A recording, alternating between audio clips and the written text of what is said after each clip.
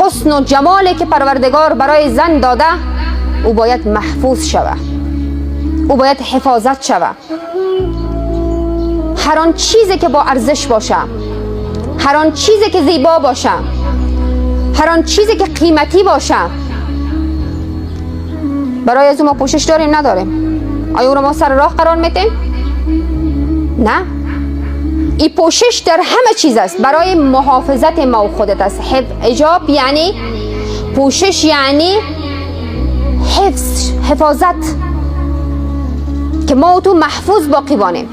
حتی یک میوه را خواهرا که ما و شما میبینیم بس خود پوش داره، پوست داره، هر چی در طبیعت میبینیم پوشش داره تا خراب نشوه، تا سالم باقی بانه. پس پوشش ما و تو معنایش بعد از این که معنا بکنیم که انتخاب الله هست، امر الله هست، این وسیله حفاظت من و خودت است.